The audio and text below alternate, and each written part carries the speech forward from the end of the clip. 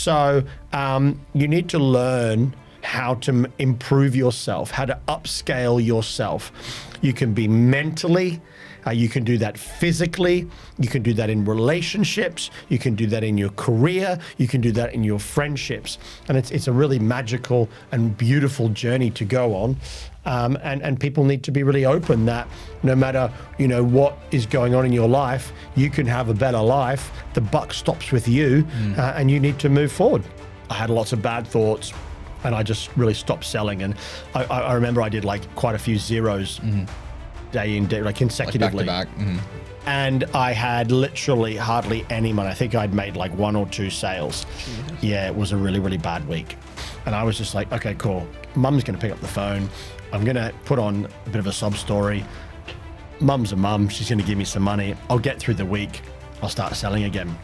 And my dad answered. Uh-oh. I was like, yeah. I'm like, oh no, Dad. And do you know what he said? It's his dad's famous line, right? Oh, God. It's good to suffer. That's what he said. Learning to find out what motivates you and really honing in on that, and then constantly having the discipline to remind yourself every single day about your motivations, which I do. So you've got to hang around positive people. If you hang around positive people, you're going to become successful too. Hello, everybody, and welcome back to the Extra 5%, a podcast where we speak to successful entrepreneurs and sports people and really gain some insight on their mentality and understand what it is they do that sets them apart and makes them so successful in their industries. I'm Christian Dye, and today we are back with Gilles Baudet. Gilles is the CEO and founder of the Interactive Team, a face-to-face direct sales company with offices all across the country, and the Power 22 Call Center, a direct telesales company based in both Glasgow and Sunderland. Gilles has over 20 years experience building businesses in the UK and will be expanding his business into the US in the next few years. In today's episode, you can expect to learn how to remain consistent at sales, the art of attracting people into your industry, how to set the best example for your people every single day, and much, much more. Gilles, welcome back. Hi, Christian. Thank you. Great to have you back on the podcast. Happy to be back. I really appreciate you taking some more time to come out and talk to me today. I think Pleasure. We could both tell from the last episode that there was a lot more we could have talked about. Yeah. Obviously, last time we spoke about your story, we spoke about entrepreneurism, mindset, goals, and all these really kind of high-level ideas. So today, I wanted to do a bit more of a deep dive into the direct sales part of your background. Let's go. What is it that inspired you to get good at direct sales? Yeah, I think I had a lot to give up and a lot to go for. We spoke about before, I was really just looking for a job to earn some money and eventually fly my way home to Australia, where the sun was shining and the waves were rolling in and where all my buddies were and my family and friends. So, like I said in the last podcast, I wasn't looking for sales. I wasn't looking for anything long-term. I just sort of stumbled in it. I guess, but here I am, 22 years later. Why am I still here? Well, it's a really good question. In direct sales, the way I looked at things was very simple, and maybe I got this from my cycling career, was I never looked at myself in the next sort of week or, next 6 months. I never looked at that's where I wanted to get to because I always knew I'd be doing something long-term. It was more about where am I going to be in 5 years? Where am I going to be in 10 years and 20 years? And in direct sales, I saw people that were 10 years ahead of the game, even 5 years ahead of the game. And I just loved their careers. Their careers looked really exciting, full of money, full of happiness, full of fulfillment. And I was like, I want to have your career, And I thought to myself, that's something I really want to do. I never wanted to do door-to-door for a very long time. I knew I had to do it. I knew I had to learn the skill. I really enjoyed every single day, but it's something I didn't really want to do, for the next couple of years. But in direct sales, there's this unbelievable opportunity to learn all of the skills you need to go out and have full ownership of your own company. And I saw people making huge amounts of money. I saw people running their own companies. They were in control. They were their own boss. They were making huge amounts of money. And that was really attractive. Then I saw people, as I said before, 10, 20 years on, traveling the world, having offices internationally, private jets. And I was like, wow, I never realized how much money was in this industry. And when my eyes were opened to what was actually possible and where I could get to if, I had the work ethic and the ability to keep learning and progressing, etc. I could get to. When I saw people above me and I saw that's where I would be or could get to, I thought, I'm going to give this everything I've got. That's really what made me stay and not go home to Australia. Awesome. So in the last episode, we spoke a bit about getting good at sales. Yeah. So obviously when you're looking at building a sales team, that's kind of where everything starts. So let's do a quick recap here. How did you go about getting good at sales? I think in the sales industry, you've got to get good at sales. And Funny that. You've got to get good at sales. So how do you get good at sales? For me, it's hanging around great salespeople. Direct sales is almost like a togetherness entrepreneurship journey. So you're together with other entrepreneurs trying to achieve whatever you're trying to achieve. And within the sales side of things, what I really loved was I had the ability to go to a great salesperson and say, hey, can I come and hang out with you today? Can I come and learn from you today? Can you teach me what's working today? And can I watch what you actually do and get like a live training session of you on the doors? And everybody said yes. It was such a friendly, open experience because if everybody does well, the team does well, right? So a lot of other sales businesses is, the top salesperson would never want to share their top secrets. Or in direct sales, they're like, yeah, come and do it because there's no competition. So I think number one is going and watching people and learning. In sales, the next step you've got to get good at is understanding that you need the skill set. And you need to know all about your product.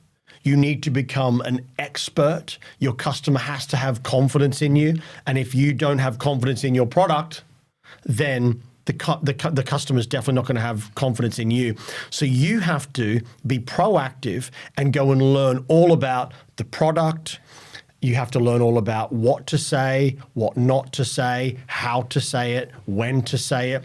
If a customer says something, what do you say back? If the customer says this, you say that. If the customer says that, you say this. You've got to know and study the sales pitch. Cool. So that's number two. Great. Number three is work ethic. You've got to learn to work. The beauty about sales is sales, as I said, I think I said this in the last podcast, sales is a mathematical equation. Only one person out of 10 is usually positive. So usually it is one person is positive, one person's really negative, and 80% of people are there in between. It's physically impossible for you to think to yourself, right, there's 10 people, I'm going to go and sell to 10 people. That's never going to happen in any industry. What I realized is this, is I need to see 10 people to get that one positive person and then to sell to that person. So for me, it became a work ethic game. And for me, it became quite simple because all I knew was, oh, okay, cool. So in order for me to sell, I've just got to speak to more people because the more people I speak to, the more positive people I'm going to find. Now, I don't know when they're going to come. They could come in all in the morning, all in the evening, spread out through the day. They could come in the morning, one in the middle of the day, one day. You don't know where the positive people are. It's like a lucky dip.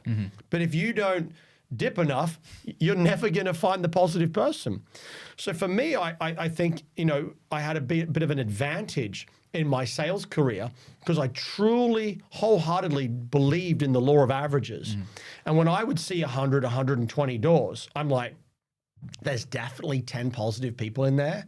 And if I can sell to all of them or half of them, I'm making 200, 300 pounds today. So I'm like, I just need to make sure I chap on every single door and give every single door 100%. And I know I'm going to go and sell today.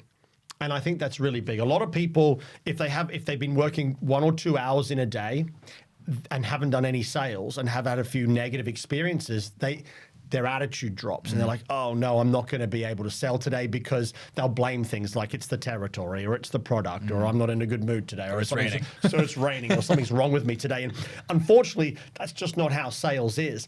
Sales, you've got to play the whole game. It's like a football match. You're not going to, play half a match and then go home. Oh no, we're losing. Oh no, we're losing. We better go home.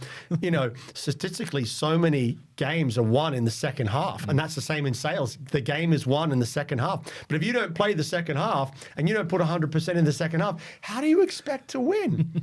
How many times, and you'll know yourself, do we sell on the last door? More often than not. Yeah. So you've got to learn to play the whole game. The most important thing out of everything is you've got your attitude, your perspective. It's how you react. If you have a negative outlook on the day, you're going to put out negative vibes. You're going to have negative actions, negative beliefs, negative thoughts. So your results are going to be pretty negative. If you are positive and you see the positive in things and you have positive beliefs, positive thoughts, and positive actions, you're going to get positive results. And I think what happens is we just wait for things to happen. We think it's going to happen, and it's not. You've got to learn to work at your craft. Sales is a beautiful thing because you can go from having no money to having a lot of money. But if you don't learn those small little skills in order to go and sell, you're not going to get off there.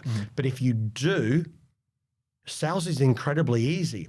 You don't have to have this gift for the gab. Like, I'm not someone that can sell, sand to the Arabs or ice to the Eskimos. Do you know what I mean? I'm just not that gifted at sales. I'm 43 now, so hopefully I'm a little bit better. But when I was 21, I'm just some normal 21-year-old kid. Do you know what I mean? I wasn't that, confident. I had insecurities just like everyone else. I doubted myself. I had really bad thoughts in my head. I thought, I'd be like, get to a territory and I'm like, I hope I do well today. And then this thought in your head goes, no, you're not. You're going to do terrible. Everyone's going to hate you. I had the same insecurities, the same doubts as anyone else. But over time, I learned to manage that. And I learned to deal with that. And instead of going to the field now where I'm like, I hope I do well, and this helps you for business. The field is the best university for entrepreneurship. Because by the end of the field, you could put me anywhere and I'm like, I know I'm going to go and sell today. I've watched the best people multiple times, not just once.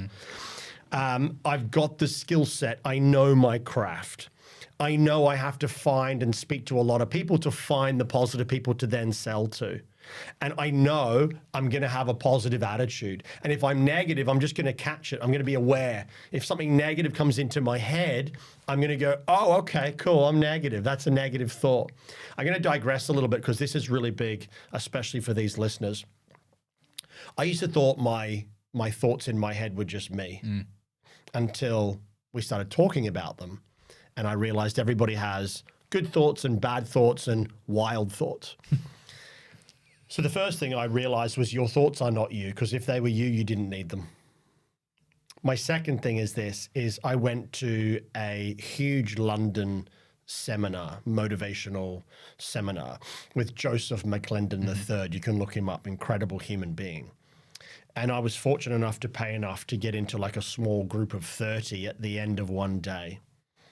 And the whole thing was about being positive. And I'm like, okay, cool. I'm sick to the back of my, head about being positive. That's all I ever think about. We get it.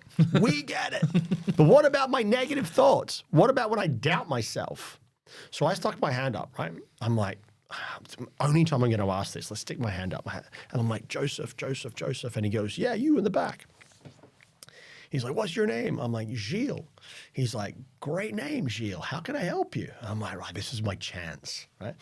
And I said, all day and all weekend, we've been talking about positivity, but I don't have positive thoughts. I doubt myself. I have insecurities in my head. And he was like, great question. Do you want me to teach you how to deal with that? I'm like, Please. He said, first of all, acknowledge your thought. So bad thought comes in, you go, oh, okay, there's a negative thought, and have a bit of a chuckle. That's quite negative. Okay. And then you've got to tell the thought what to do. Now, you can't tell the thought to go away, because if you tell the thought to go away, the thought just gets bigger. So you've got to be at peace with it, but tell the thought what you are going to do. So I said to my thoughts, I'm like, I'm going to go and do 3 sales today. You're not serving me, so you do you, but I'm moving forward. And then just kept going. And after a while, I did that 4 or 5 times, the thoughts just disappeared and I forgot about my thoughts. That was huge. So it's not only learning to be positive and catch yourself and go, I'm being negative here, or I feel low right now, or I don't feel so hopeful. It's now thinking, okay, cool. I know I need to be positive, but I also have to learn how to deal with the negative thoughts. And once I started doing that day after day, week after week, I got so good at dealing with my negative thoughts. Now they come in, I laugh at them and they disappear. They're like clouds. They come in one ear and they're out the other one, and I can focus on my positive thoughts. So I think that for me is a guide to get great at sales. I've got one more thing that's just popped into my head, which I think is really, really important. At the start of this part, I spoke about learning and watching people. You need to network, learn off incredible salespeople, different salespeople all the time. Once you go out and do 4 sales, that doesn't mean you've got the pitch. I've got the pitch, write it down, that's it. Because it's not only the pitch, it's also how you say it and your mental state. And we are human beings. We need to refresh things. We need new ideas, things that keep us, excited, keep us at the forefront of our sales pitch. So you need to constantly learn from great salespeople and get new and exciting information to keep you excited about that sales pitch and to keep your sales pitch constantly evolving. And I think if you can do that and you can work really hard and dedicate yourself to it, I think you'll do great. I think the attitude thing is so important. And when I was in your office the other week, I was watching one of the guys teach attitude, and the way that he explained it was great. He told me he stole this off Tony Robbins, so I'll give Tony the shout out on this. Sure. But he was teaching a new person about attitude, and he said, right, I want you to turn around and I want you to give you 10 seconds. I want you to just find everything you can that's red. And I was like, all right, great. So I did turn red and look red things. He's like, great. He's like, how many things did you find red? I was like, 5. I was like, what were they? Blah, blah, blah. He's like, cool. Now, how many blue things were there? And I was like, oh crap. I couldn't tell you a single thing. And I think that was a really great way to frame the positivity and the attitude side of it, because if you're going out and you're looking for the negatives, you're like, there it is, there's another negative, then it just piles down on you. But it can really weigh people down. Yeah. It can really weigh people down and really affect you. And I know mental health is a huge thing right now, and I'm so glad people are talking about it. And it's not a bad thing. And people think, successful people get bound out of bed every day, full of energy, full of positivity. No, that's not the way it is. I am a human being just like everybody else. I have my good days. I have my bad days. It is what it is. But that doesn't mean that you've got a mental health problem. What that means is you need to learn, if you wake up in a bad mood or you're tired, how to get to work and be a 10. And this is something we can speak about a little bit later on. But we've got to learn to work on our mental strength. Mental strength, I believe, is more important than physical strength. And you have to learn how to be positive. You have to teach your brain how to be positive. You got to teach your brain how to be happy. You got to teach your brain how to be grateful. And these are skills that I've been trying to improve on and teach myself for years and years and years and years and years. You have to work at your mental strength. We were given this amazing body and this amazing brain, but given no instruction manual. Yeah. Right? And we go to the gym and, we do lots of bicep curls and we get a big bicep. Great. Well, why don't we do lots of brain curls? We need to do loads of brain curls, but we don't do brain curls. We need to do brain curls. And we need to build our mental strength. We need to have our brain really muscly, like popping out of our skull. Do you know what I mean? Because that's the center of our universe. And if we don't look after that, then, you know, we're not going to do that great. And I think that we really need to double down on, you know, how to improve our mental strength. Because if you work on your mental strength, you know, some people, I heard someone say the other day, oh, that person's just always happy. I'm not always happy. I'm not like that. Yes, you can be. You need to teach yourself how to do that. You know, it's a marathon, not a sprint, but everybody starts the marathon at different start lines with different kryptonites and different superpowers. It is what it is, but we need to work on our superpowers and work on our kryptonites, and we need to keep moving along. And you know, you've got to learn how to daily improve your mental strength. And I think we're going to get onto that at the end when we talk about how to unblock yourself. Yeah, I mean, I think it's really important to gain the insight from the CEO level that from an outsider's perspective, it is really easy to fall into the habit of thinking, oh, well, they're just always in a good mood. They're always having a good day.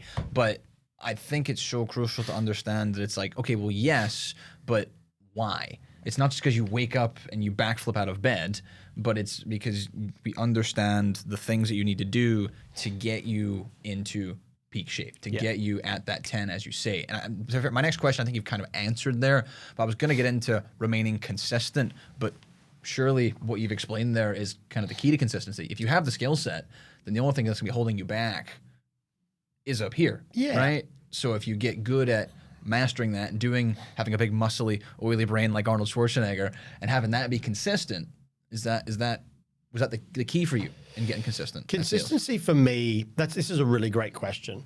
And consistency for me when I was younger was quite difficult.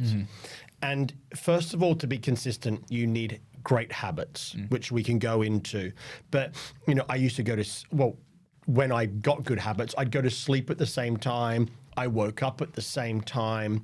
Like for me, my habits now are quite nailed down. You know, I wake up at the same time every single day. I go to the bed pretty much the same time every single day. I wake up, I go straight downstairs, I brush my teeth, I have my hydrogen water, I have like half a liter of water. Then I go and meditate for 20 to 30 minutes every single day in the same seat. Then I go outside and I do 3 to 4 rounds of Wim Hof with my shoes off in my orchard, in my back garden. So on the grass, so I'm doing some grounding as well. So and then I do my breath work. And then I go in, I have a coffee, I get ready, I iron my shirt, do everything. So I've got everything ready to go. Then I go outside. Then I have a 3 to 4 minute ice bath. I come in, I have a cold shower, I get dressed, and I go. After that routine, no matter how I wake up, I'm going to arrive at work at a 10. Whereas if I just woke up, had a coffee, had a shower, and get dressed, there's no mental, physical preparation. So I'm going to arrive at work how I woke up. And then I'm going to have a day depending on how I woke up, and I don't want to do that. Because I got a big business, I got lots of things going on, I got 2 kids, I got a wife, I got a little dog, there's so much investments, so a lot goes on in my life, and if I don't get myself ready for the day, then who knows what's going to happen in the day, and I don't need to be mentally and physically strong enough to make sure that I don't get through my day, but I succeed through my day. So habits is huge. The next one's really, really, really important too, is understanding motivation. You have to be good at knowing what motivates you. And you need to double down on this because motivation isn't going to get you very far, right? Discipline is going to get you far. So like I said the other day, somebody said, like, do you just wake up every day and go, raw, no way, my wife would leave me, right? I'm not motivated every single day, but I'm disciplined to be motivated to hit my goals. You need to know what you want in life. You need to know what you're working towards. And I don't mean by like, you know, if in direct sales, I want to hit level 4 and get to campaign director because that's what I want. Okay, that's great. So that's a medium-term goal. what do you want after that? It's like, what does your life want to look like? Like, what motivates you? You've got people that are forwardly motivated by the big stuff and the money, or backwardly motivated by not going backwards and the fear of failure. You've got all these wonderful motivations that motivate people. But you have to know and find out, it takes time, what motivates you, and then set some true purposes that have meaning to you. So when you get out of bed and you got a headache or you're not feeling great, you're still going to get up, do a morning routine, and succeed at work all day in order to hit your goals. You've got to find big goals. So for me, it's changing people's lives. It's taking people that have never done direct sales and getting them to a point where they're running their own company within direct sales and scaling it and making $3-4 grand a week. That to me is special. It's building a legacy. It's building a company that's the most professional, proactive, and powerful UK sales force. That's what I want to grow. I want to be in my grave going, boom. Smashed it. I did something. I added value to the world. I changed people's lives, you know? But you can't change anyone's life if your cup ain't full. So if I'm tired, stressed, I'm up and down, depending how I woke up, how can I help anyone? You can't. Because you can't be there ready to go all day. Every day. Yep. You have to learn how to fill your cup. And once your cup is full, then you can help other people fill their cup. If I'm not successful, how can I teach anyone else how to be successful? Yep. You know, it's like, if you can't look after yourself, you can't look after anyone else. So I think learning to find out what motivates you and really honing in on that, and then constantly having the discipline to remind yourself every single day about your motivations, which I do. Even sometimes when I have my coffee, I'll go on Rightmove and try and find more property to invest in. And I'm like, oh my God, wouldn't that be unbelievable? Let's go. Do you know what I mean? Or I look at property like in Corsica or America when we get open up America. I'm like, that in LA would be a really cool house. And I'm like to my wife, we're going to live there. And I'm like, right, let's go to work. I'm constantly motivating myself every single day. And I think that's really, really, really important. So you've got habits, you've got learning to motivate yourself. Discipline is something very, very important. You have to do not what you want to do, but what you have to do in order to get what you want. And it's more about the short-term pain, long-term gain scenario. I've been teaching my son this on the weekend. It's like, all this instant gratification stuff ain't that great for us, right? And we know that. We want to do short-term pain, long-term gain. I want to go on the field and work really, really hard. It's quite painful, but at the end of it, I can make 300 pounds. Long-term gain. I'm going to go on the field and I'm going to put my whole entire being into learning this direct sales craft and grow a team, right? You're going to have epic days and you're going to have really, really tough days, right? But at the end of it, if you get there, you got your own company and you've been through entrepreneurial university. Wow. You know, short-term pain, long-term gain. Do I want to go to an ice bath every single morning? This morning, I was like making excuse out of excuse in my head not to go in. I'm like, I don't want to go in. Really didn't. And I got outside, it's raining, it's freezing. And I'm like, get in there. I won't use the word I called myself, but it starts with a B. I'm like, get in there. And I got in there and I stayed in there for longer. Just to punish myself. I'm like, don't you ever do that again. You're getting in the ice bath. Now, Christian, when I got out of the ice bath, how do you think I felt? Pretty good. I felt amazing. Did I regret it? Absolutely not. So it's about understanding that you're going to have to do things that you don't want to do in order to reach future successes. So we've got habits, we've got thinking big and understanding your motivations, we've got discipline. The next thing is this, is to get consistent, hang around other successful people. And in direct sales, especially in the interactive team, there are multiple millionaires within the industry. And in the sales side, you know, you got myself and James, you know, why wouldn't you want to learn off us? It's like, we've done it. What you're doing, we have done, and hopefully you would think we've massively succeeded at that. So you've got to hang around positive people. If you hang around positive people, you're going to become successful too. The biggest game changer for me was I was in the middle of a morning meeting. This was in 2001. Mm-hmm. And Michael was doing a meeting and my phone kept buzzing. I had a Nokia 6210, little orange thing about that big with a green screen. The bricks. Yeah. Oh, this was like this big. It was really small. They were indestructible, though? Indestructible. And the screen was green. The only game on it was Snake. Yes. Remember Snake? Still a great game. Yeah. And Snake 1 was better than Snake 2. Yeah. FYI. Anyway, I'm like, look at it, and I pulled it out. It was Dave Rose, right? So Dave Rose taught me how to sell. Okay. And he wasn't that great at building a team. He wasn't the best people person, the best team builder in the world. And he calls me. I'm like, he's not here in the office. Where is he? So I thought something was wrong. So I sort of crept out the back so I didn't get seen. And I'm like, hey, mate. And he's like, Gilles, get to the flat now. We're getting kicked out. And I'm like, why are we getting kicked out? And he's like, what do you mean? We just are. I'm like, I gave you all the rent. Oh, God. And he's like, well, I may have spent the rent. Get here. Your stuff has been flung down the stairs. I'm like, what? This is like 2001, 2002, right? So I run to my flat. Thankfully, it was like 6-minute run. I get to the fire exit. Sure enough, my stuff was being wrapped up in black plastic bags and thrown down the fire exit. I'm like, what? So I grabbed 4 bags, little old me, and I'm sort of hurrying back to the office, went to the administrator and handed it over to the administrator and was like, can you look after this stuff? And she's like, what's this? And I'm like, that's my life. I've just been kicked out, but I got to go back up to the office. Went back up, did the morning meeting. Morning meeting finished, and I went into Michael and said, can I grab you for 5 minutes? He's like, no, I'm too busy. I'm like, Michael, I really need you. Okay, 3 minutes. Went into his office, and he's like, what's up? And I was like, I've just been kicked out of my flat, and all my stuff's downstairs. I don't have anywhere to stay tonight. And he went, go and hit the target in the field.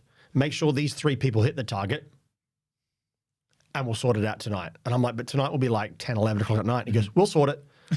And I'm like, so you want me to go on the field knowing I'm homeless? And he went, yep. I was like, what?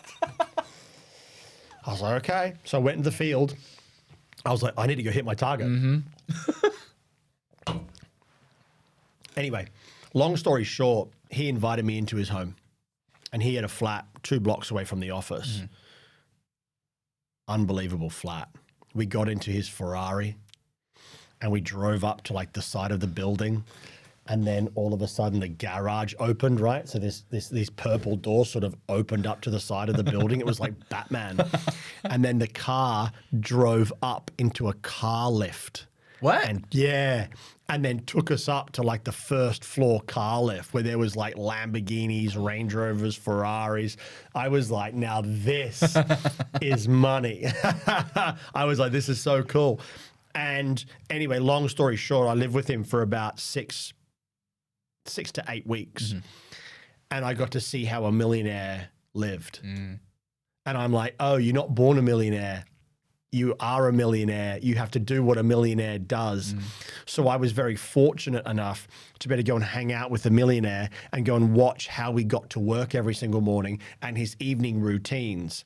And that for me changed the game. Mm. So associate yourself with successful people and you too will learn how to be successful. I'm sorry, I'm still laughing at car left. That's next level. Honestly, like I was like, what is going on here? But like, it inspired me beyond belief. I'm 21-year-old Gilles in 2001 being driven in a Ferrari in a car lift because I chose to hang around successful people. I could see it was possible. You know, I used to think successful people were like, you know, footballers or singers or rocket scientists, and you know, didn't realize the whole world of sales and entrepreneurship existed where there are so many multi-millionaires and there's direct sales has billionaires within it in America. It's crazy. But unless you hang around those people, you don't know. You don't know. You don't know what you don't know, do you? You don't know what you don't know. It's perfect. Okay, so you know now, obviously, but take me back to Gilles in 2001, 2002. You're doing field sales door to door, commission only. On paper, not exactly the sexiest thing to be doing day to day. So how did you get people excited and attract people into the industry? So that's like crew building and attracting people to you. Well, first of all, you've got to get great at explaining this business. So sales is direct sales. If you want to get to the top, you've got to establish a great sales average, a great base of sales. Then you've got to recruit. You've got to learn how to be a great recruiter, and then you've got to develop people. Okay. So in a nutshell, here we go. Get great at recruiting. You have to, everyone's recruiting for the best talent. So if you're not getting good at recruiting and you're just going through the motions, you're not going to attract the best people. So I studied really hard on how to interview people and how to attract people to me. How did I do that? I became very good at understanding and explaining the business, asking questions about people, and basically trying to get the business to relate to that person. So the first step is really simple, is you need to learn to build a relationship with somebody. How do you do that? Is asking questions and finding out about them. So there's a simple acronym. It's FORM, FORM. You need to ask them about their family. You need to ask them about their occupations previously. You need to ask them about their recreational hobbies and then about their motivations. So start asking people questions. And what I found by that is when you ask questions and when you start to find out about somebody, it starts to form a bond between you and you can start to build a relationship. Then hopefully they're going to ask you little questions and then you can find some relevant topics to talk about. But people don't care how much you know unless they know how much you care. The next thing is this, is if you want to learn how to motivate somebody and steer somebody in the right track, you need to learn more about them. And when people start talking, they'll give you the answers. So for me, attracting people, number one was getting to know somebody. Number two was show them money. So once you got to know them, once you are good enough at explaining this business so it made sense, and you've got them in the door, then you've got to show them money. You show them that it works. You got to show them that it works. If people making £500-600 a week in, week out, they ain't leaving. People making less than that, it's tough because people have to live, especially nowadays. People have to live. Of course. So I got on the field, and first of all, I got very good at sales, but then I got very good at sales always with somebody. So one of the greatest people in direct sales in the world always said to me, direct sales is simple. Always have somebody watching you or always be learning, never be by yourself. So I got very good at always selling on the doors with 1, 2, 3 people watching me so they could watch me sell. And I became very good at teaching sales and training sales. So my second thing was I needed to make sure that the people around me were making great money. The next thing is we have this huge network in direct sales in the interactive team with so many amazing people doing so well. So the buck doesn't stop with me. So if I have somebody on my team and I only had them speak and learn off me, it's a very narrow window of success because it's only coming from me. So what I realized I needed to do was open the network to them. So I say unblock yourself and let them speak to all different examples and all different people within the interactive team. And what's going to happen is they're going to find other people that they're going to be able to relate to maybe better. They're going to have similar situations and similar stories and build maybe stronger rapport and get more inspiration off different people. So if somebody's talking to lots of different people, A, it's more real. B, there's more stories. Three, there's more things to relate to. And it's really, really inspiring. So I would always open the network up and say, meet this person and meet that person and let's set this call up and let's set that call up and let's speak to this person right now. And I would teach them to go and network and to open up the network. That was really, really big. The next thing was indirect sales were always about, I need to develop a leader. And although that's the right way to think about it, it's also quite short-term focused because what you'll do is you'll just develop somebody from sales into, mentorship level 2, where they're meant to then go and learn how to build and teach and train. And what a lot of people do is they get them to that level and they go, right, you're a mentor now. You can go and build a team. It's like, we've only been in the company a couple of weeks. They can barely just started to sell. The trick is understand that when you bring somebody on in direct sales, they don't want to be a mentor or a leader. They want to be a CEO. They want a chance of running their own company. They want to get to regional consultant and national consultant, and maybe they want to come to America and all these different countries with us. So you got to continually develop people, and the platform that you provide your team needs to grow with the human being. So don't just teach them to sell and hit the target 3 days in a row and hit a criteria. Teach that human being that you've got on and you've recruited how to sell, how to recruit, how to develop, how to lead, how to build. The training never stops. So for me, those are the real core fundamentals of how to attract somebody. The last one, which I think is pretty much the icing on the cake, is it's you. It's what sort of an example do you set? That person has to look at you and go, I'm going to follow you with my career and probably my life. Am I following you? What are you doing? What example are you setting? How professional are you? How strong is your work ethic? How strong are your values? How positive are you? Do people look at you and go, I'm going to follow you? Yeah. Do people look at you and go, I'm going to give you 6 months, or I'm going to give you my lifetime? And that's important because, we recruit people. We're great recruiters. We get a great company, a great story, a great vision. Now we need to back it up. And you can't say one thing and then go on the field and do another. You have to be that professional person.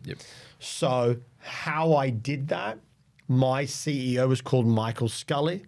Huge successful entrepreneur in direct sales, and now owns multiple businesses out with, and is this multi-millionaire, lives in San Diego. Nice.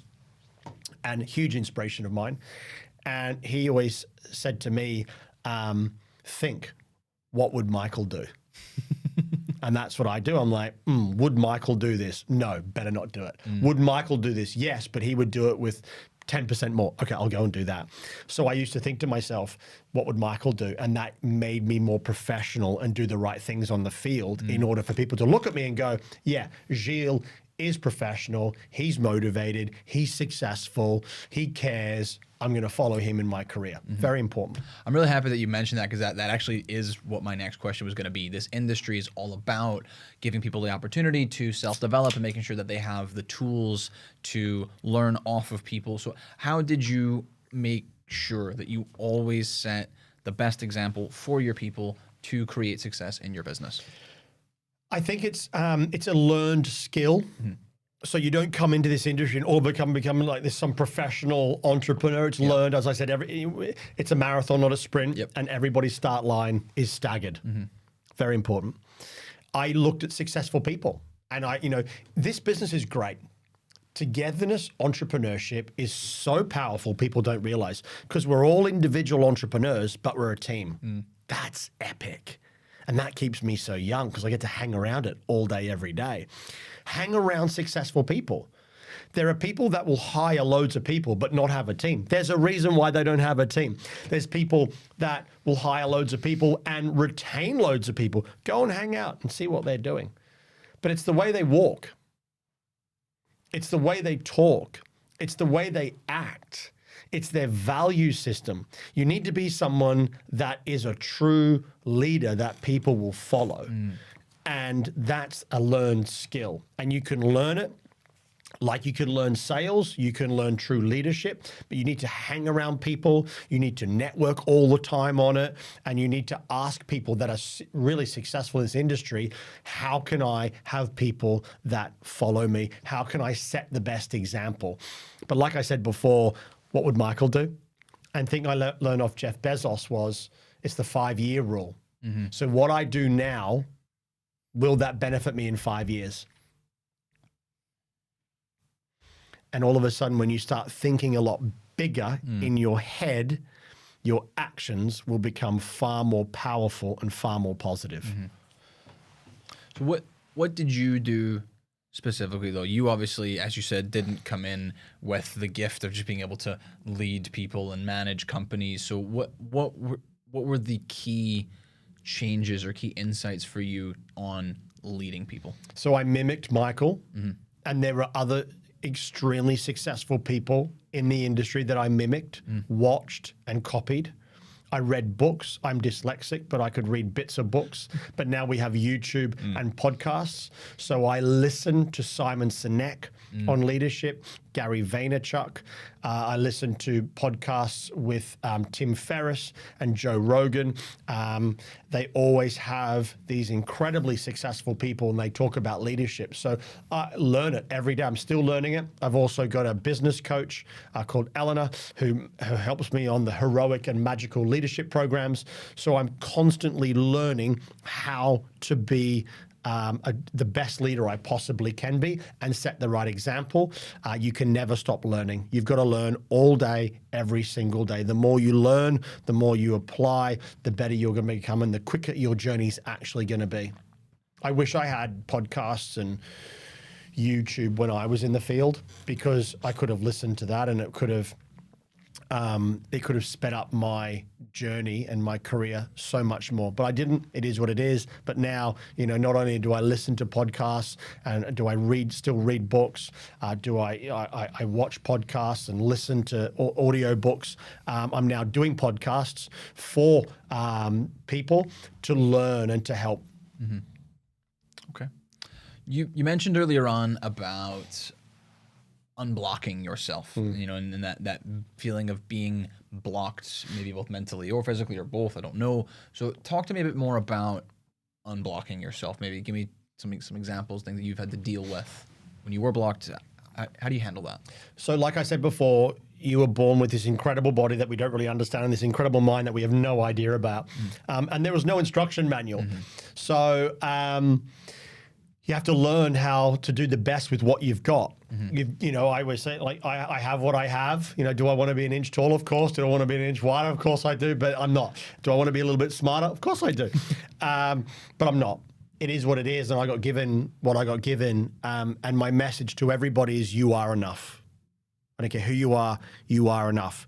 But you've got to do something with what you've got. So for me, I had a few things I wasn't happy about with myself, and I used to get really down about it. I'm like, oh, damn it, I get headaches, or I get brain fog, or I get fog, or I get really tired, or why am I always tired and stuff. And then one day I was just like, well, why don't I figure this out?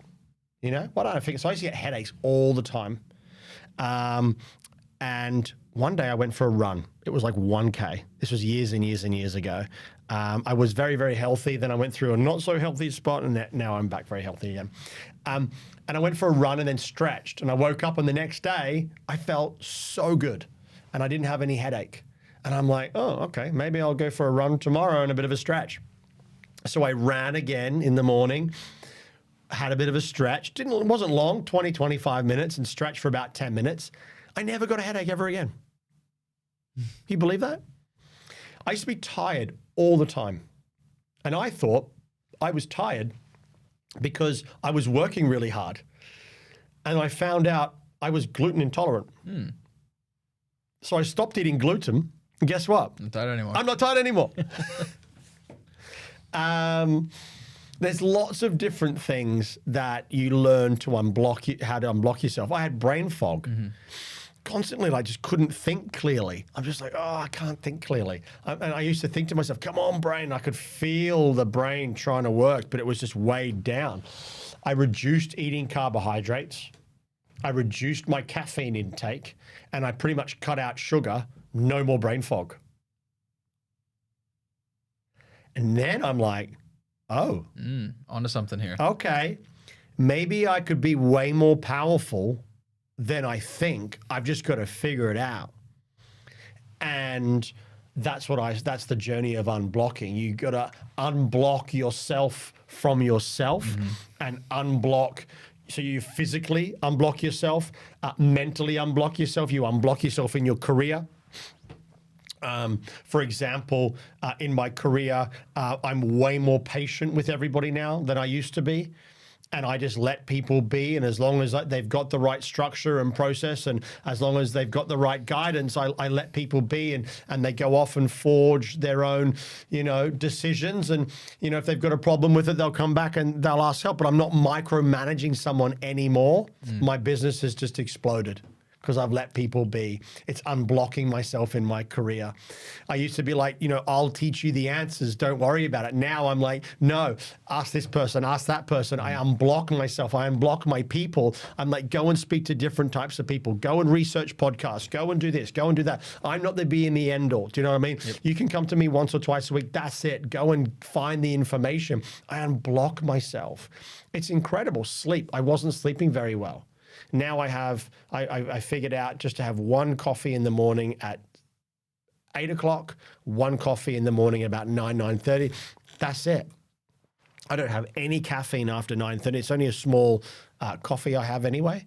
My sleep is completely transformed. I believe you need a solid 8 hours every single night, because when I've had a good 8 hours, I'm unstoppable. I'm energetic. I can take on the world. I can pick my business up and move it forward. If I have 6 hours sleep and I don't sleep that well, I'm terrible the next day. Terrible.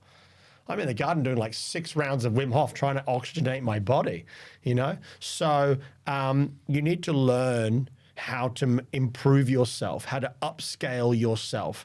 You can be mentally, you can do that physically, you can do that in relationships, you can do that in your career, you can do that in your friendships. And it's a really magical and beautiful journey to go on.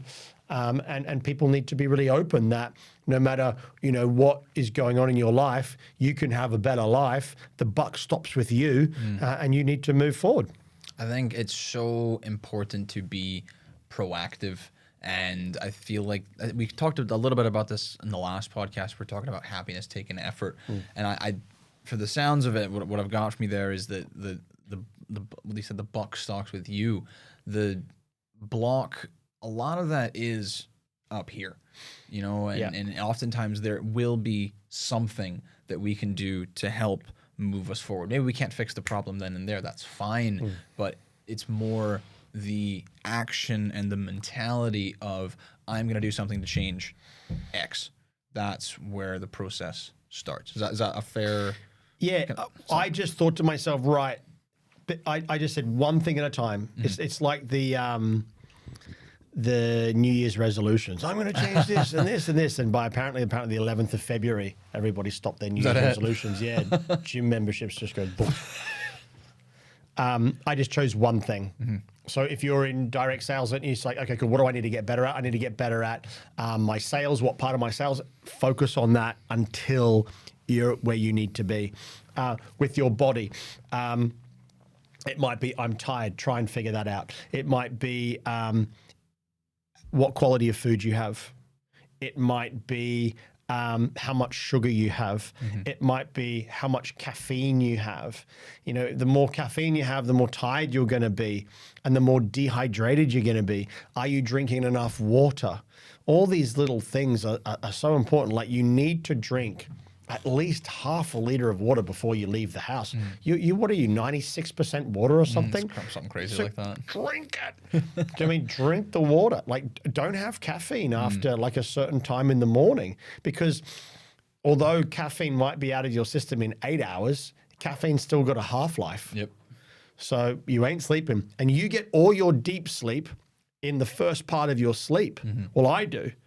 So if you've got a half-life of caffeine kicking about, stimulating your brain, you might get to sleep, but you ain't going in deep sleep and you ain't getting REM sleep, so you're not sleeping properly. So you might sleep for 8 hours, but you'll wake up tired because you didn't have any great deep sleep or great REM sleep. You've got to sleep properly. So there's all these things, but for me, it was making sure I didn't eat too much sugar, making sure I didn't have too many processed foods, making sure I didn't have too much caffeine, making sure I had loads and loads of water, making sure I got to bed on time. I'd always have a hot shower before bed. That's so super important. And always wake up at the same time. These are just some basics about looking after yourself. Entrepreneurs, I look at like a Formula One machine, right? So you look at a Formula One racing car. Yep. Everybody wants to be a Formula One racing car. You want to be this successful entrepreneur. But think about the time, attention, the fuel, the oil that goes into a Formula One car. Are you taking care of your car like that, your body like that? And then you'll be like, no. Well, how do you expect it to win the race? How do you expect it to keep going? And for me, that's been the single biggest difference in me succeeding is learning how to unblock. I think the biggest thing for me to unblock myself and really clear myself was meditation. I put off meditation for years in my 20s because I thought I'd just become sort of like some relaxed hippie that's sort of like, hey man, just Hey dude, let's go sit in the trees. let's go sit in the woods. Although, it wouldn't be bad to go hang out in the woods, but it makes you so powerful. I do it every day for 20 to 30 minutes. And sometimes on the weekends, if I've got time, like I'll sit there for 40, 50 minutes and meditate. Wow. It chisels out all the negativity. It makes your brain stronger. It makes you focus. You said to me, I think in the last podcast, like you are able to focus now. It's because I'm meditating. I'm training my brain to be happy. I'm training my brain to be focused. It's incredibly powerful. I need to meditate every single day or else I'm nowhere near as good as I should be. I don't want to go off on a massive meditation tangent, but I am curious because I am interested in it and I'm always looking for ways to improve myself. Give me like a crash course, like 60-second elevator pitch meditation. Like what is it? How do you explain it to somebody who doesn't understand what meditation is or does? Meditation is... That's a really big question. For me, meditation is just focusing on the breath for anywhere between 20 to 40 minutes. So is it like you're focusing on not focusing on things? You're focusing on stillness. Okay. When we are awake and conscious, there's so much going on. And it's being able to drown out all of the noise and just focus on the breath. And when you get distracted again and start thinking, you then realize that and go, oh, I'm thinking. There we go. And the bicep curl of meditation is bringing it back to the breath. Doesn't matter if you drift off, it's back to the breath. And it's teaching yourself to focus on something within. So it's the breath, but I'm not some guru. I do it every single day. But I advise you to go on to something like Headspace and do the basics course 1, 2, 3, and then the pro course 1, 2, 3, 4. Probably take you about 3 months to do it. But I do it every single day, and then that'll teach you all about meditation and all about your brain and your thoughts and how to cope with everything. It's life changing, and you need to do it.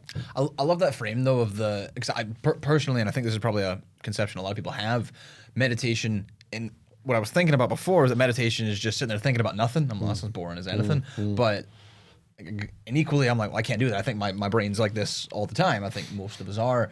I love that frame though of bringing yourself from getting distracted and thinking back into the stillness and the breath work. That's the bicep curl. I love that. Yeah. That's a really good frame of doing it. Okay, cool. I've got ADHD, so my brain's going at 1,000,000 miles an hour. And I was like, no way could I meditate. Yep. But after a while, you get really, really good at it. And it's really peaceful and it's really beautiful. The first time I smiled from the inside, if we can sort of understand that. So I didn't smile from something external. I smiled from the inside was through meditation. The first time, my brain was completely clear of thoughts and I just sat there as a human with no thoughts. It was such a beautiful moment. I just couldn't stop smiling and I'm always trying to chase that again. It's lovely. It's like your brain having a big sigh, like, ah.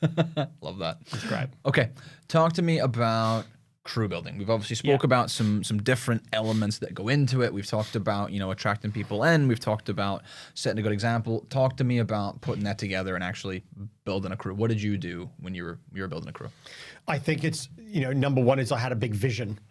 So I'm like, this is my vision, this is where I'm going, and this is what it's going to look like.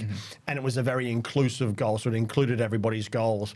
It was exciting, it was motivational, it was inspirational. And I said, we're going to climb up the bulletin and we're going to be number one and we're going to open up in this city and we're going to go here and we're going to do there. And you're all going to build, you're all going to come with me, and we're going to achieve something that, everyday people just don't achieve.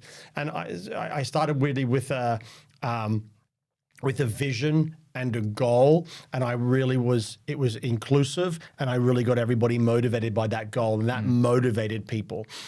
The other thing was I did a lot of one-to-ones. So I always sat down and took my people out for breakfast or dinner, or sat and had a coffee in the office and really got to know them. And you've got to ask people, like, how are you?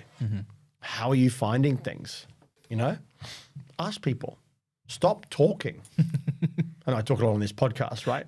But when I'm doing this, I'm like, stop talking and just ask people, how are you? I always say this, hey, how you doing? What's happening? And let people talk, because then they give you the answers. They tell you what's happening. So I had lots of one-to-ones. I'm just like, what's happening? And I say this, where do you want to go? What do you want to achieve? We're at A, what does B look like? And then how are we going to get there? How are we going to get there? A lot of one-to-ones. And then you got to build great relationships with people and get to know people and build great business relationships with people and ask about them and, find common goals and common hobbies and interests and likes with people, and get good at building relationships with people. People don't care how much you know until they know how much you care. So get to know people, inspire people, back up what you say. Go on the field and get after it, and inspire people by your work ethic. Inspire people by your attitude. If somebody tells you, to go away in a pretty mean fashion and you're like all down about it and then sit on the curb and, get angry with your retrain, they're going to go home and be like, okay, cool. Maybe this isn't for me. But if they see you, take negatives, but then go and make a sale, and then another sale, and another sale, and talk about going to America and opening up your own company and how big this industry is going to be, they're going to be like, I'm in. I'm excited. I'm excited. I'm ready to go. I want to follow this person. So back up what you say. If you're going to say, I'm going to be a CEO, then be a CEO. But you've got to be a CEO before you actually get the badge CEO. We're Laura Beddoes, who we're going to get on the podcast later on in the month. Oh, sorry, it's already in the book. We're getting her on the podcast later in the month, but she ran when she's not on holiday, yeah, of course. Which is she's just every other week. I know. She's in Mykonos at the moment on a holiday, and then a couple of weeks ago she was in Marrakesh, wasn't she?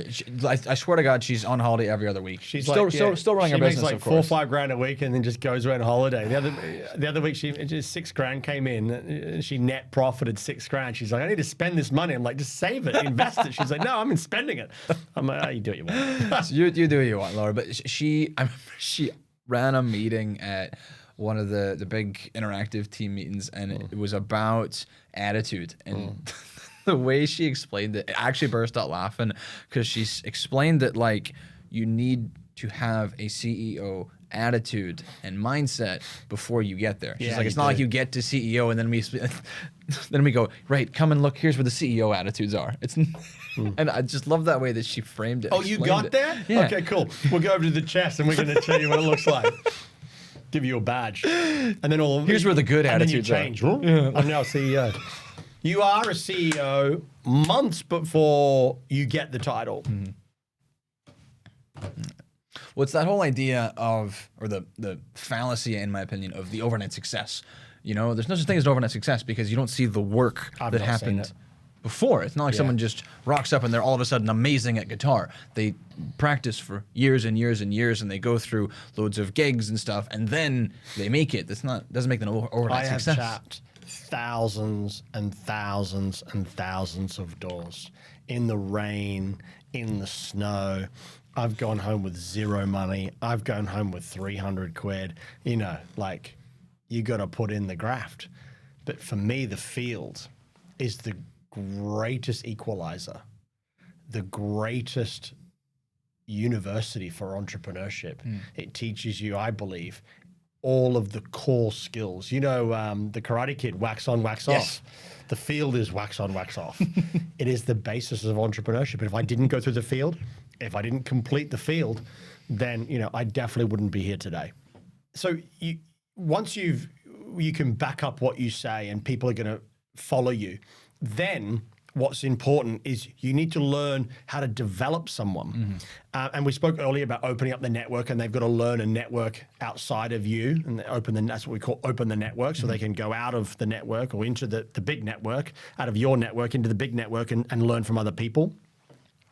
But you then need to learn how to develop people. So you need to continue them to get good at sales. This is a big thing for everyone in direct sales. Just because they hit leadership promotion does not mean that they're a finished article in sales. They've made it. They've made it. They've not. You need to keep teaching them sales, mentality.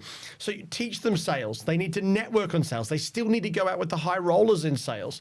When you're teaching someone, here's another thing. Talk out loud. Teach someone your mentality. I'm doing this because this is the reason why. I'm doing this because watch me and I'll explain to you why I'm doing this. Always talk out loud. Teach people your mentality, because this is the business. Because we're training people all the time, because we're always expanding, we need to teach people how to think.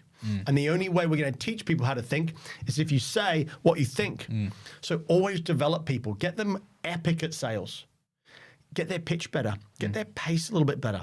Get their attitude way better. You never stop learning how to have a great attitude. Then you've got to teach them and open the network up for them to learn how to recruit, how to explain this business.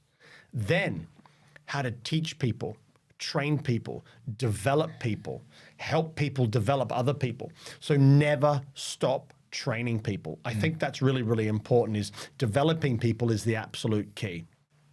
The next area would be attitude. You've got to have a positive attitude.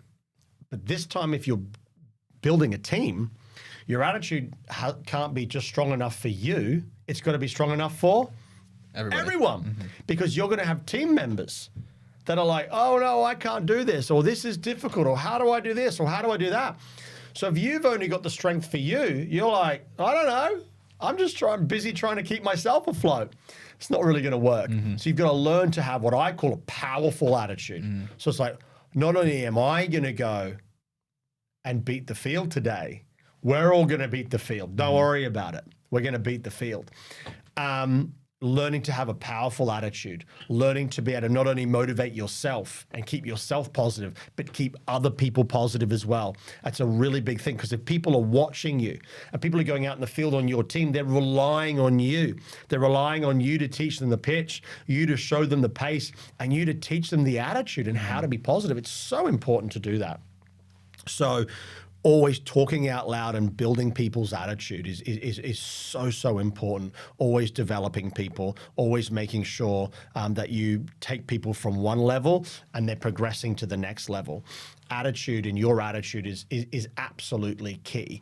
You got to figure out how to have an attitude for one person, how to have an attitude for two people, how to have an attitude for 100 people. And that therein lies a huge key. And lastly, learning. You have to network. You have to learn every step of the way.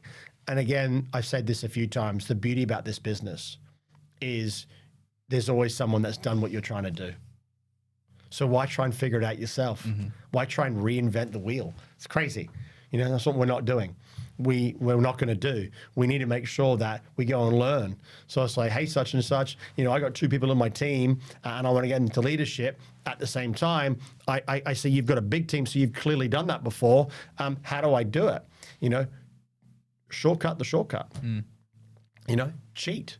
This is a school university where you can cheat. We encourage you to find out and cheat and get that information. So you need to learn to network every single day.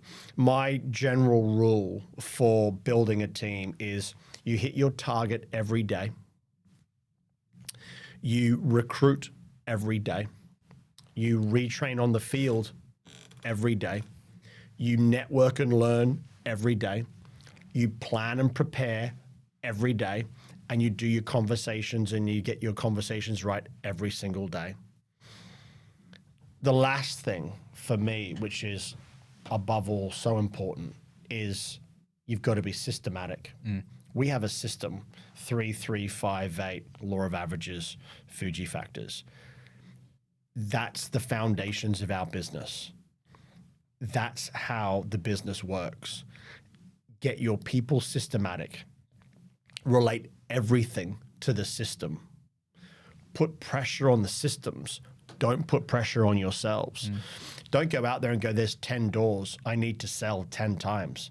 Go, there's 100 doors. There's definitely 10 people in there. Let's go. Put pressure on the systems. Teach the systems every single day. We've got these packs in the interactive team called PDPs, Professional Development Programs. Teach these every single day.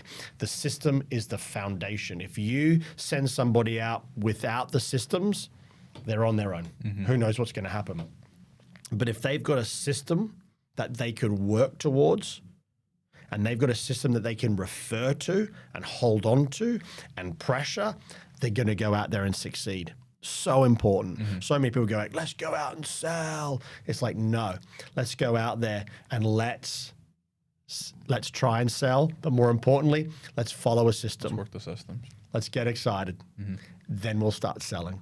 Last thing, I know that I said last thing last time, but just something else has just popped in that's so important. Get excited.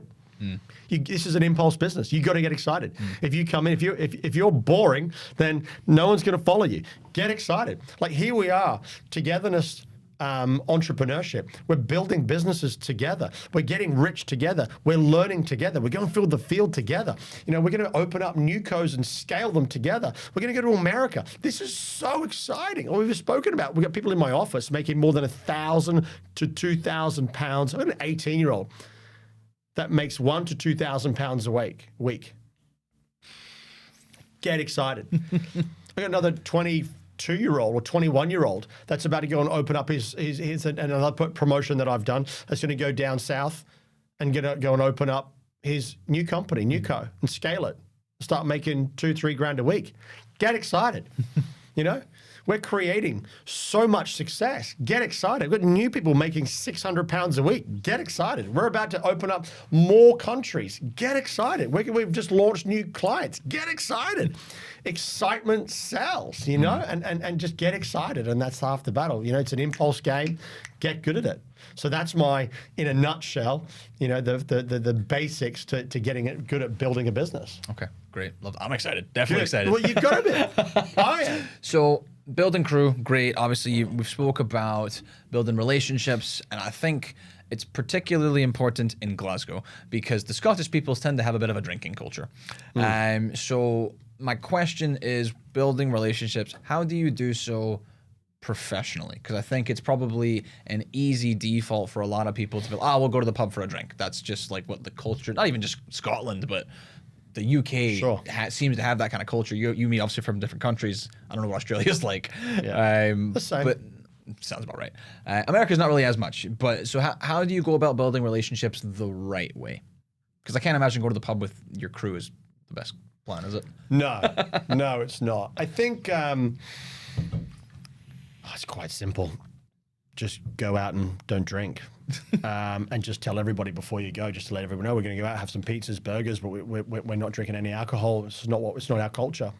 I think a lot of these Gen Z kids are really more focused on their health than we ever were back in the day, and it's lovely to see. So I don't think it's going to come as a surprise to them. If somebody really wants to go out and drink, maybe they're not right for the culture. I don't know. But I would just have an expectations. They go, we go out for a crew night. Well, this is the reason why. A, we want to have some fun. We want to get to know each other. We want to spend some social time with each other. We want to do some team bonding. One of the rules is, we're not going to drink alcohol. We're going to go and have some burgers and some soft drinks. I think it's quite simple. Just don't do it. I think a lot of the guys and girls now are, doing, signing up for half marathons and races and activities, and they go to the gym together. A lot of sort of crew nights are now in the gym together, which I think is fantastic. Yeah. Nice. Yeah. They go hang out in the gym. They go on Sundays. They meet up for runs, and there's a couple of them that go do cold water swimming on a Sunday together. Nice. So the sort of mindfulness and healthiness transition is definitely changing. So have an expectations, tell them what you do expect, and move forward from there. Great. So you've mentioned a lot about opportunity and about growth, and I think I've obviously got a fairly decent understanding of why, but I think there'll be a lot of people who probably are curious where that growth comes from. You mentioned about opening up new cities, opening up new countries. Can you explain where that comes from? Yeah, I can. That's a really great question, and I'm really excited to be here and explain that to everybody, because it is the epicenter of our world. Direct sales, to me, is a hidden gem, and we need to let people know how fantastic it is. And there's 3 reasons why. Number 1, it's so powerful. Number 2, supply versus demand. And number 3, the entrepreneurial opportunity. So number 1, why is it so powerful? The attention industry is worth £853 billion per annum. It is so competitive. Sorry, when you say attention industry, Attention. So getting people's attention, advertising, above the line advertising. So to get people's attention on their phones and above the line marketing, almost $1 trillion dollar industry to get someone's attention. And Christian, we knock on a door, somebody opens it, we've got their attention, cost us nothing. What we do is so powerful. How many brands do you think would love to be able to be right behind us or on our shoulder while we're knocking on a door with all these people's attentions? And if we have like 1,000 people in the field knocking on 100 doors, 100,000 is how many? Quick math. Like 1 million? I don't know. 10 million?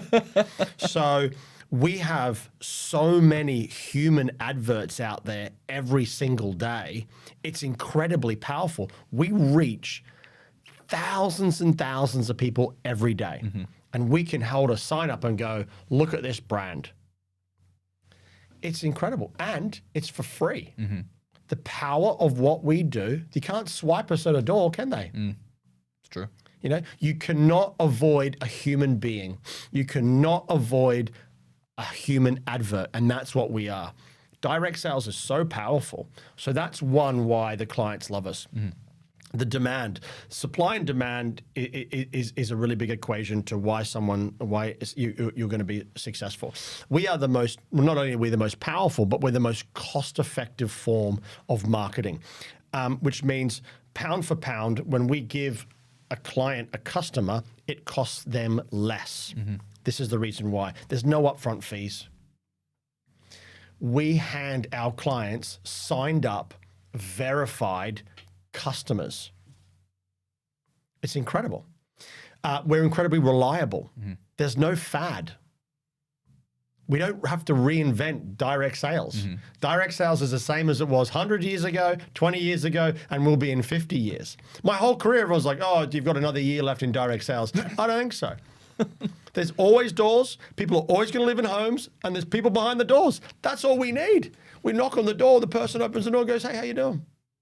We got 5 seconds of someone's attention for free. That is so powerful. So many huge brands need that attention. They're going to want to be behind us. It's incredible. So we're reliable. We're not a fad. We're consistent, so companies can grow with us. We're consistent in the quality, and we're consistent in the quantity of what we do. We're targeted. What that means is if a client wants us to go to a certain area, we can do that and actually go to that area and speak to those people we get the unswitchables. There's so many people that don't switch.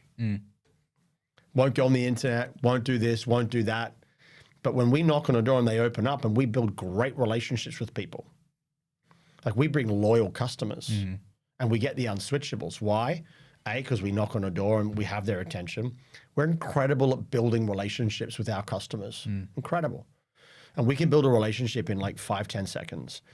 And what happens is people don't buy products and services, people buy people. So when we deliver a talk one of our customers, they've got our brand ambassador attached to it, and there's a personality and a human being behind that sale.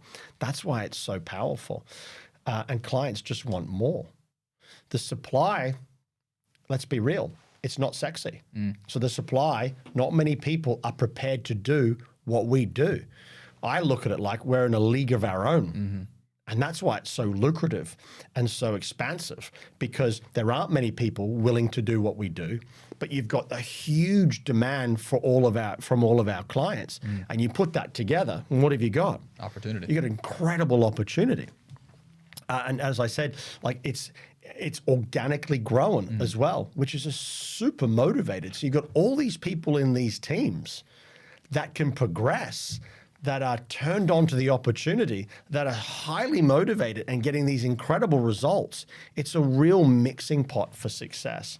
And our edge in the market, what sets us apart, I believe, is our value system, because we've got incredible values. So not only do we go out there and sell, but we do it properly. So this business is just perfect for ambitious entrepreneurs.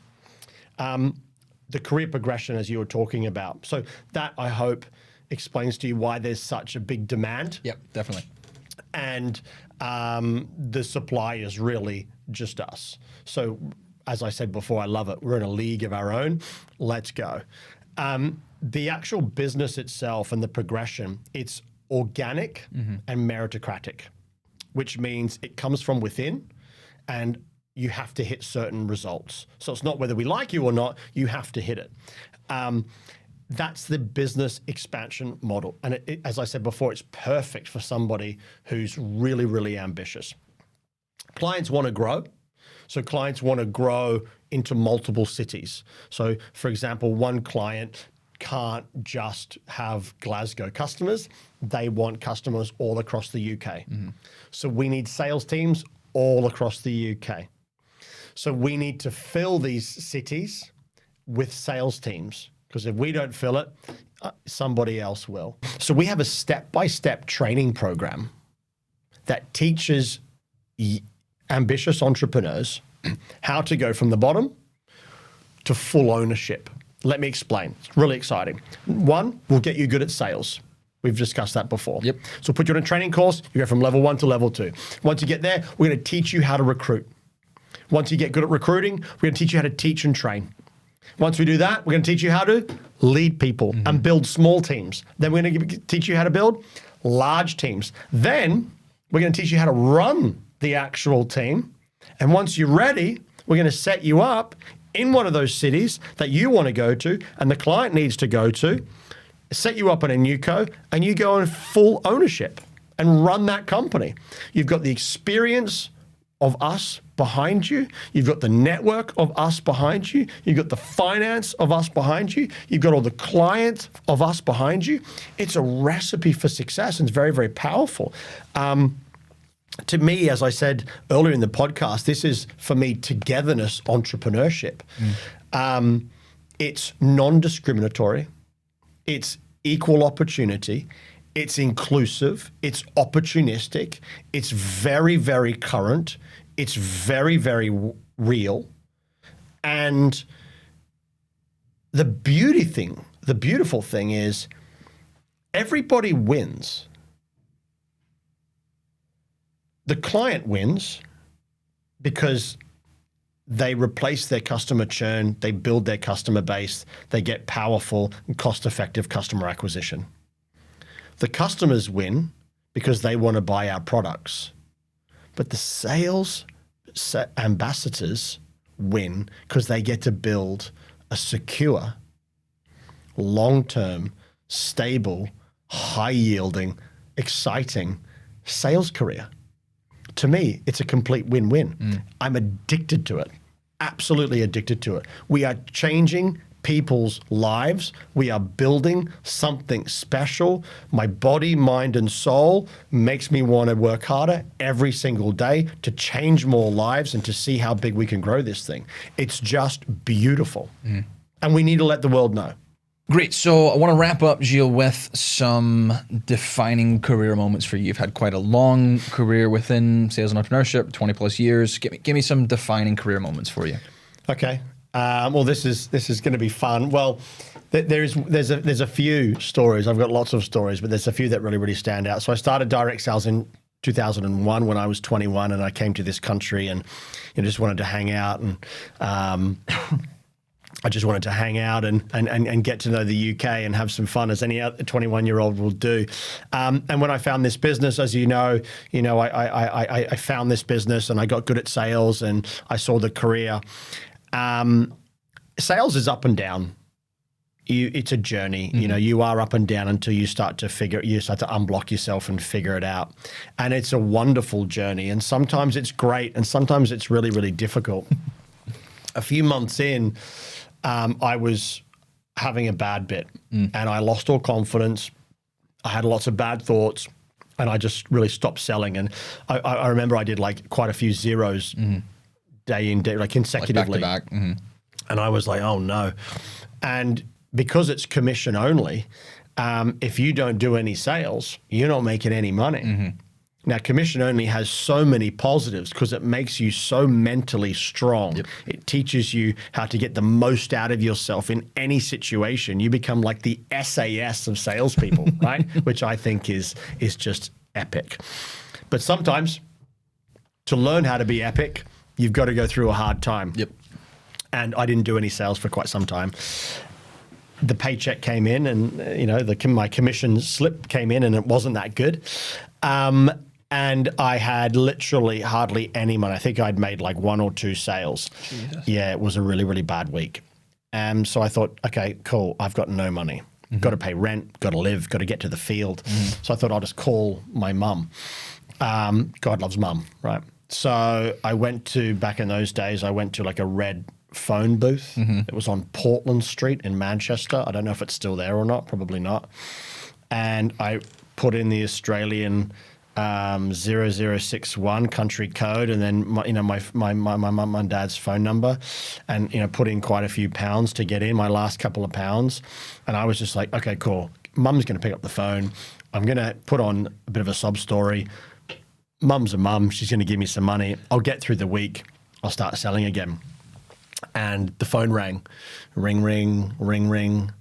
Ring, ring, ring, ring. And my dad answered. Uh-oh. I was like, yeah. I'm like, oh no, Dad. I was like, hey, Dad, how you doing? And he's, oh, gee, how are you? I'm like, yeah, I'm okay. I'm good. Good. Is Mum there? And he had like some sort of like dad sense.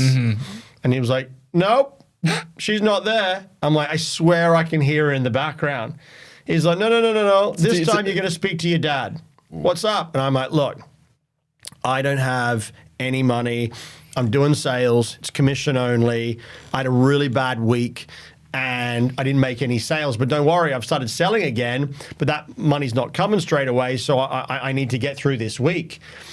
And he's like, how much do you have? I said, I don't have anything. Like, I got like 20 quid. That's it. That'll get me through a day.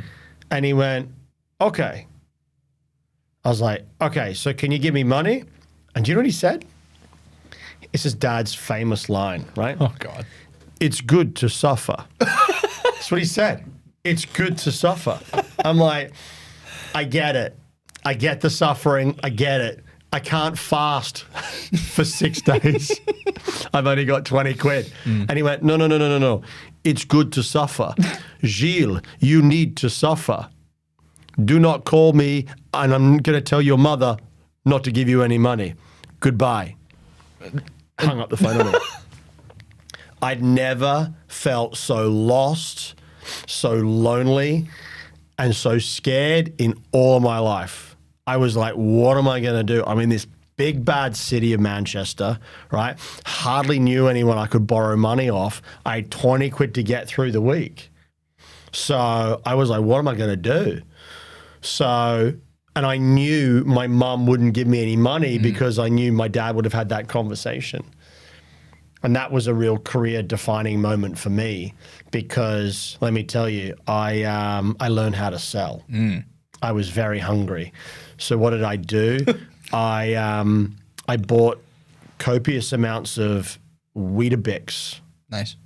And loads of bananas, and that was it. So I had Weetabix and water and bananas for an entire week. Wow. I lost so much weight, right? Not that I had much to lose anyway, because I was on the field walking around all day.